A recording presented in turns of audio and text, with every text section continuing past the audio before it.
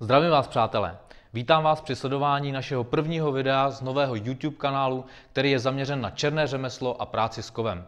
V tomto videu se dovíte, co na tomto kanálu určitě neuvidíte. Samozřejmě dovíte se také to, co uvidíte a na co se můžete těšit. Na závěr tohoto videa vás naučím vykovat hrot.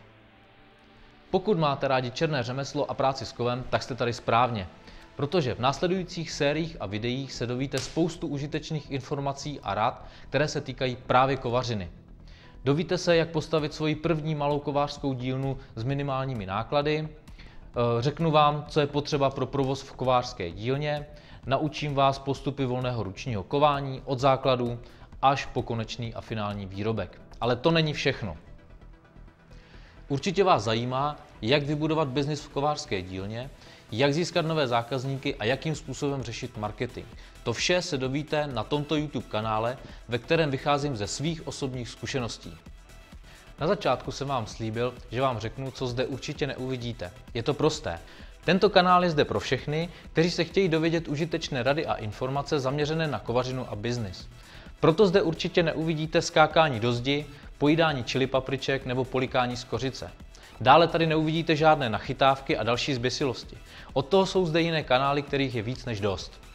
Aby tento díl nebyl jen o povídání, ukážu vám techniku výroby hrotu. Kladivo do ruky a jdem na to.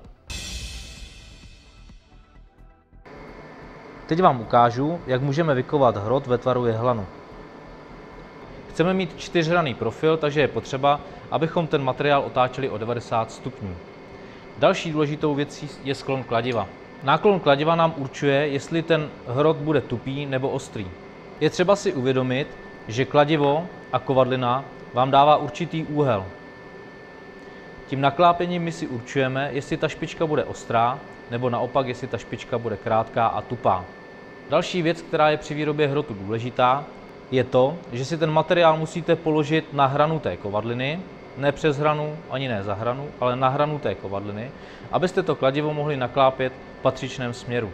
Špičku nikdy nekovejte tak, abyste to kladivo měli naklopený od sebe. Tímhletím způsobem. To nefunguje. Další důležitá věc je, abyste ten materiál měli mírně naklopený nad dráhou té kovadliny. Opravdu mírně, 1-2 stupínky. Ne tímhletím způsobem, protože když budete mít ten materiál nakloněný takhle hodně, tak místo toho, abyste na konci udělali hrot, tak se vám ten materiál prohne. Při kování je důležité, abyste ten materiál otáčeli o 90 stupňů. Ať už o 90 stupňů dokola, nebo to budete o 90 stupňů vracet. To znamená, že budete kývat tím materiálem zleva doprava. Takovýmhle způsobem. Samozřejmě můžete ten materiál otáčet dokola. Jednou o 90 stupňů, dál o 90 stupňů, ještě jednou o 90 stupňů. Důležitý je těch 90 stupňů, abychom v tom finále měli čtvercový průřez toho materiálu. Materiál si položíte na hranu, mírně nakloníte nahoru, odkloníte kladívko pod určitým úhlem a kováte z jedné strany. Otočíte o 90 stupňů, kováte z další strany. Materiál můžete otočit ještě jednou o 90 stupňů. Nebo můžete materiál vrátit o 90 stupňů, znova otočit o 90 stupňů.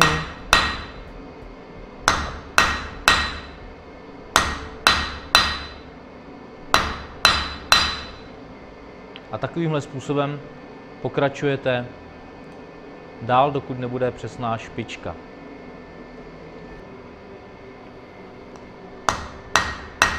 U špičky nemusíte dávat tak velké rány. Stačí jemně. Nakonec hrot dorovnáte tak, abyste ho měli stále v ose.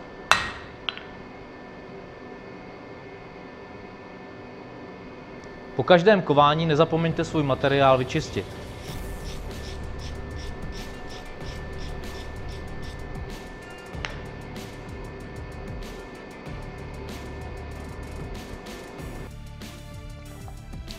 Výroba hrotu je poměrně důležitá, proto si v díle Výroba hrotu tuto techniku popíšeme podrobněji. Pokud jste v tomto videu viděli něco zajímavého nebo přínosného, nebo chcete sledovat kovářský kanál, stačí, když kliknete na ikonku kovadliny v pravém dolním rohu. Pokud máte jakékoliv dotazy, pište je do komentářů, rád vám na ně odpovím. V některém díle si můžeme říct, jak postavit vlastní výheň z domácích zdrojů. Děkuji vám za sledování tohoto videa a těším se na vás při dalším díle. Mějte se hezky, ahoj!